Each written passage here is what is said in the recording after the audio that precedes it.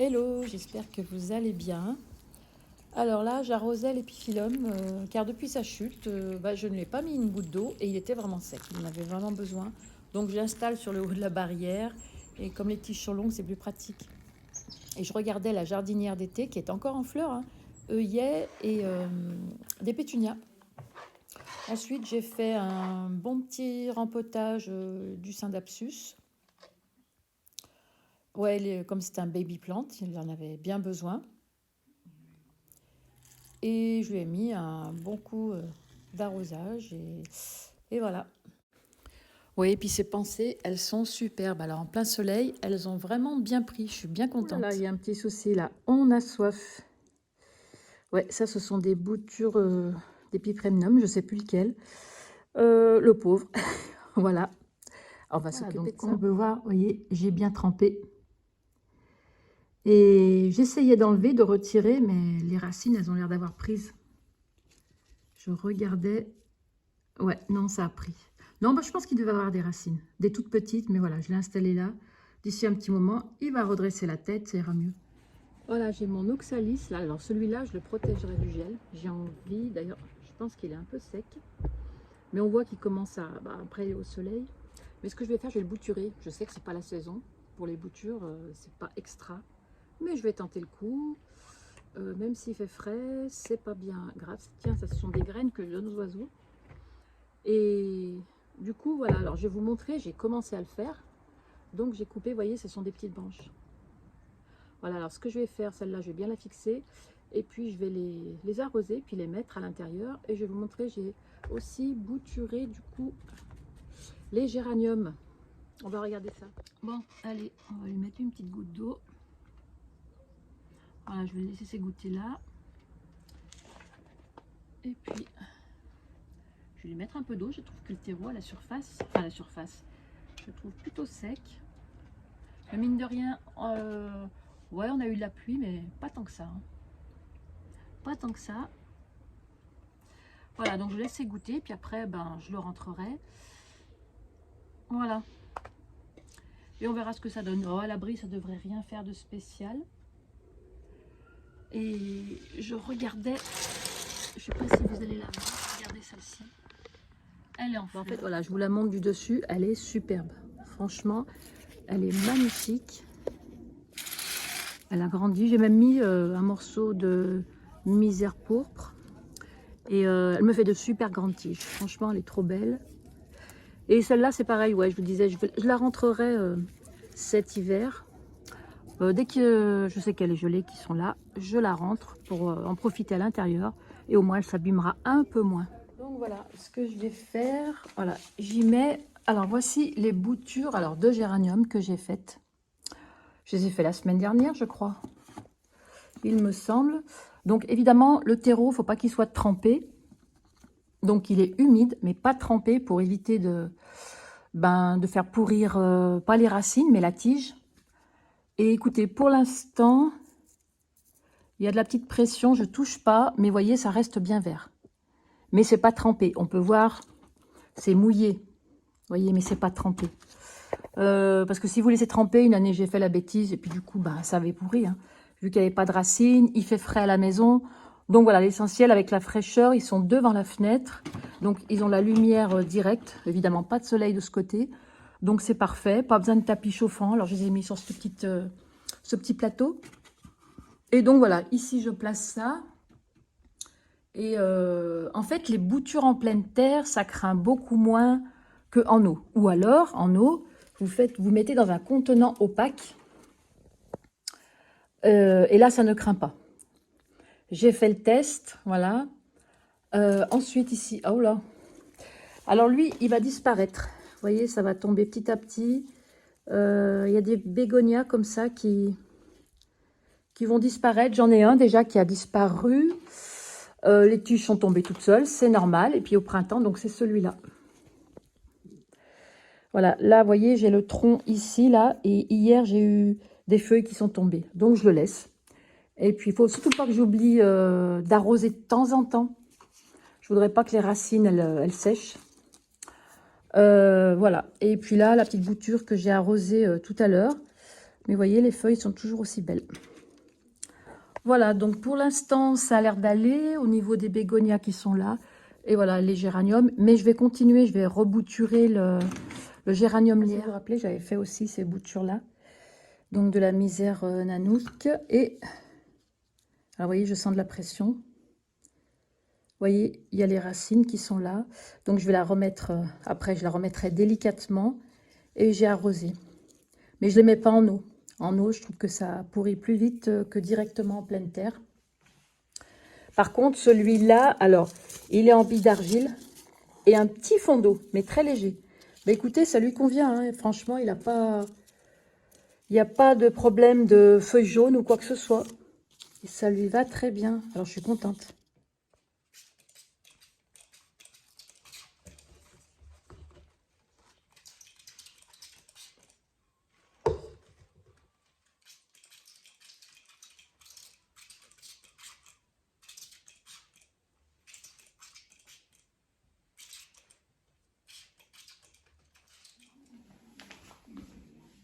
Donc, je vais faire le bain donc, au platycerium, ou dites corne d'élan aussi.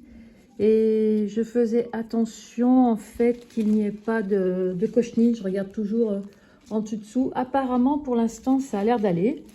Donc voilà, elle va tremper un bon moment. Puis après, je la soupèse par rapport à ce qu'elle a bu, ce qu'elle a besoin. Et puis voilà. Mais franchement, elle a vraiment bien poussé. Ça fait combien de temps que je ne l'ai pas arrosée? On va dire que ça fait un bail. Hein, mais combien de temps, j'en sais rien, pour vous dire.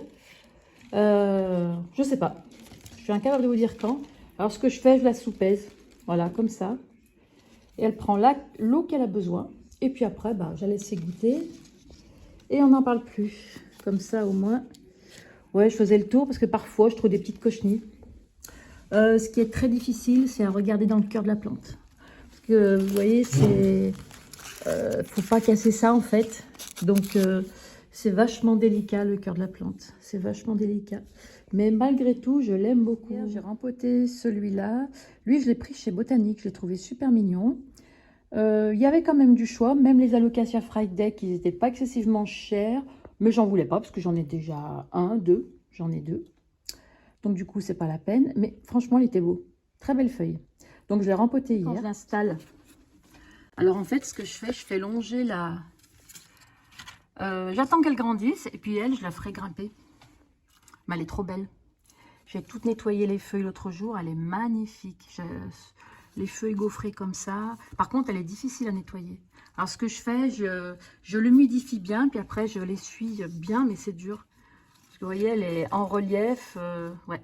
Mais elle est trop belle. La journée, vous voyez, j'ai le soleil sur les bégots. Donc, ça va bien. Sur la table aussi. Et puis, arrivé le soir, vers 17-18 heures, quand il fait nuit noire. Allez, plus tard, 19. Et ben, je mets la petite lampe qui est ici. Et puis voilà. Vous voyez, je vous disais, le soleil, il tape ici. Donc, ils sont bien contents. Regardez le Frygdeck. Donc, il y a du soleil qui tape. Et vu que c'est humide, il y a de la condensation. Mais il a bien grandi. Il a bien grandi. Je vous ferai voir les autres. Une belle évolution aussi, vous voyez. Il a bien grandi. Franchement, ouais, il a pris de la taille. Par contre, alors cette partie-là ne grandit plus. Alors peut-être qu'il a besoin d'être... La sphène, elle n'est pas trop... Pas tant que ça. Hein. Je vais l'humidifier. Voilà, mais comme il y a le soleil qui tape, donc du coup, voilà. C'est parfait. Celui-là aussi, il va bien. Les Maranta aussi, ça va. Puis là-bas, bon, j'ai les orchidées. Là, j'ai celui-là. Oh là là, faut que je le rempote impératif. Hein. Faut que je m'y mette parce que je traîne trop. Je voulais vous montrer, regardez le Marble Queen. Donc, il est en eau aussi. Et donc, vous voyez, je le mets dans un cache-pot. Donc, ça fait opaque. Et au niveau des racines, ben, j'ai pas de souci. J'ai même, regardez, une feuille qui se prépare. Donc, vous voyez, même s'il fait frais. Et puis là, il y a du soleil. Hein. Regardez, les racines sont très belles. Voilà, oula. J'espère pas aller s'abîmer. Non, voilà. Donc, je laisse ici. Voilà, il y a du soleil un petit peu. Puis la fraîcheur qu'on a à la maison conserve aussi bien les fleurs. Parce que s'il ferait trop chaud, ben, la plante déjà se déshydrate beaucoup plus vite. C'est vrai que la floraison, ça peut durer jusqu'à 6 mois max, à peu près. Donc là, je l'ai eu le 1er septembre et nous sommes courant novembre. Donc début novembre, donc voilà, elle est encore belle. Mais la fraîcheur maintient les fleurs. Donc je regardais s'il y avait besoin d'eau, parce que je sais que ça va pas tarder. Ça ne va pas tarder. Il y a longtemps que je ne l'ai pas arrosée. Bah, après, je mets une petite goutte d'eau dans le cache-pot. Et puis, elle prend ce qu'elle a besoin. Et puis, voilà. Par contre, alors, le Monstera, j'ai trouvé que la petite feuille était rikiki. Et je vois qu'il y a toujours des trous. J'ai l'impression qu'il y a des bestioles qui viennent bouffer. Ah, j'avais pas vu, tiens. Je viens de le découvrir maintenant. Elle a drôlement grandi. Ah bah, super. Une autre feuille qui se pointe. Voilà. Et puis là... voilà, elle touche la fenêtre, il y a du soleil, mais c'est pas méchant. Le soleil d'hiver, d'automne n'est pas chaud du tout. Et puis là, le petit Oya qui se porte bien. Qui se porte bien. Je sais plus s'il a été arrosé celui-là. Non, je sens que le pot est léger. Oh, je laisse encore. Hein. Je vais pas le rempoter maintenant. C'est pas nécessaire. De toute façon, s'il y a besoin, les rempotages, c'est vrai qu'on dit que c'est pas conseillé. Mais je le fais quand même. Moi, je le fais toute l'année. D'ailleurs, vous avez dû voir des vidéos où je rempote été comme hiver. En fait, s'il a planté dans le besoin, on va pas la laisser, quoi. Donc là, je vois, j'ai acheté... donc, je vous ai montré celui-là. Je l'ai ramené hier, bah, je l'ai rempoté. En plus, j'ai bien fait parce qu'il y avait la petite boule de... le petit truc, là, le petit bout de tissu, quand on fait les boutures. Donc, j'ai bien fait de le rempoter. J'étais bien contente. Voilà, donc je le mets là-dessus, là, pour l'instant. Ça, c'est un petit chauffage. Et là, bon, il n'est pas en route, hein. Je ne l'aurais pas mis dessus. Mais voilà, il y a le soleil qui tape et elle s'est ouverte depuis hier. Donc voilà, ce petit coin, là, je l'aime beaucoup. C'est ce petit coin, là, donc c'est un coin, voilà, où j'ai des boutures, où j'ai des dracaena, etc. Voilà. Et donc là, alors, un contenant opaque. Alors, c'est un truc que j'avais acheté chez Action à l'époque. Et du coup, j'ai placé ces boutures-là. Donc, comme on peut voir, elles sont peut-être en eau, mais les racines sont intactes. Très, très belles même. Voilà. Et elles sont placées, donc, là-dedans. Voilà. Et je voulais vous montrer celui-là en particulier. En fait, j'ai vu une personne sur Internet, elle faisait un plan de tour et elle avait ça. Et la dernière fois, je le regardais, je dis, bon sang, mais... Et en fait, il pousse en longueur comme ça, vous voyez, parce qu'en fait, ça devient un arbre. Et au bout de chaque branche, on trouvera ça. Ces belles feuilles. Alors, il y a plusieurs couleurs. Le sien était bien plus clair. Et moi, j'aime beaucoup ces couleurs, en fait.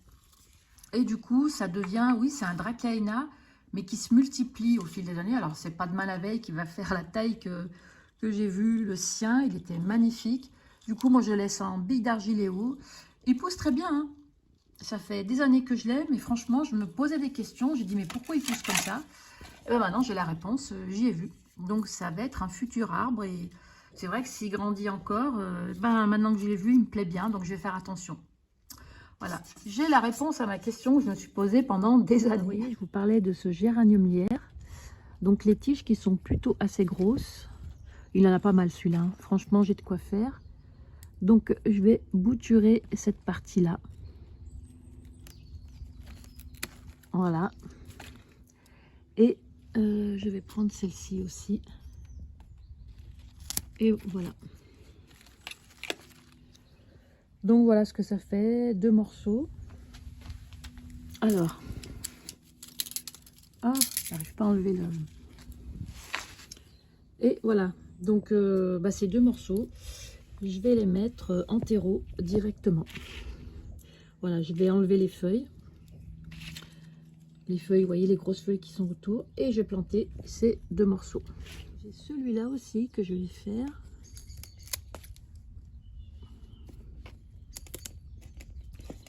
Les branches sont plutôt épaisses. Voilà. De toute façon, ça fait du bien parce que ça fait du bien. Voilà. Alors, voilà les boutures que j'ai coupées. Donc, c'est pas la peine de garder ces feuilles-là. Voilà. Donc, j'ai préparé un pot. Alors j'ai pris, franchement, j'ai pris de l'ancien terreau que j'ai à l'extérieur avec d'autres plantes. Voilà. Donc on met celle-ci. Celle-là aussi, vous voyez, les feuilles sont beaucoup trop grosses. Au contraire, ça va bouffer l'énergie pour qu'elle puisse faire ses racines. Je fais un second trou par ici. Par contre, celle-là, elle va être un peu petite. Mais voilà, elle va être petite, mais c'est pas grave. Ce que je fais, je vais couper cette feuille parce qu'elle gêne. Elle est trop grosse. Oh bah, j'ai tout coupé, c'est pas grave. Et voilà, je la laisse. Voilà, alors celle-là, elle est rikiki par contre. Celle-là, elle est bien touffue aussi. Donc, on va enlever tout ce qui est... Voilà, je vais laisser ça. Et je fais un petit trou aussi ici. En fait, je trouve super pratique de pouvoir les multiplier. À partir du moment qu'elles sont hors gel, ça peut marcher. Hein. Tant qu'il y a du vert, il y a de la vie et il y a de l'espoir. Voilà. Donc, voilà. Celle-ci plus les autres. Voilà. Puis, comme ça, comment dire, bah, si ça fonctionne, pas tous. Je ne dis pas qu'ils vont peut-être tous enraciner. Mais si je fais attention, il n'y a pas de raison. Il ne faut surtout pas les noyer et surtout pas les oublier parce qu'ils ont quand même besoin d'un petit peu d'eau. Et surtout laisser-les vers la fenêtre, vers une lumière, sans soleil direct, mais abrité, hors gel, quoi. Voilà, vous voyez, c'est tout simple. Ici, j'ai dépoté ce pot là. Regardez, j'ai mon dahlia. Regardez ces rhizomes comme ils sont beaux. Franchement, ils sont super beaux. Je vais devoir couper tout ça et puis le faire sécher. Parce que franchement, dans un pot trop petit, ça ne va pas. Ouais, je vais les rentrer, je vais les faire sécher. Mais il est magnifique. De belles patates.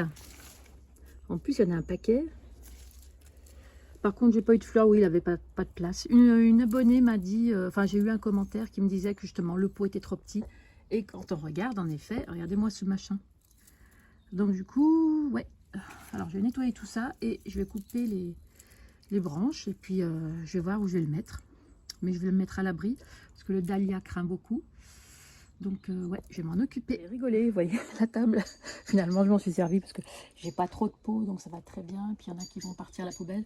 Donc je laisse cette étagère un peu vide. Peut-être qu'elle peut me servir, mais en attendant, voilà. J'ai installé aux petits oiseaux. Mais hier, c'était magnifique. Alors, je leur ai mis de l'eau. Ils ont des graines, des boules de graisse. Et ça, j'avais cette petite maison qui était tombée par terre. Je l'ai retrouvée. J'ai mis un pain de cacahuètes dedans. Ici, c'est pareil. Il y a leur petite cabane où j'ai mis des boules de graisse. Et là-haut, comme ça, ils ont de quoi manger. Mais hier, c'était le folklorique. Hein. Il y avait... Oh, ça se battait. C'était rigolo. Il y en avait au moins une dizaine. Ça venait ici, ça volait. C'était trop mignon.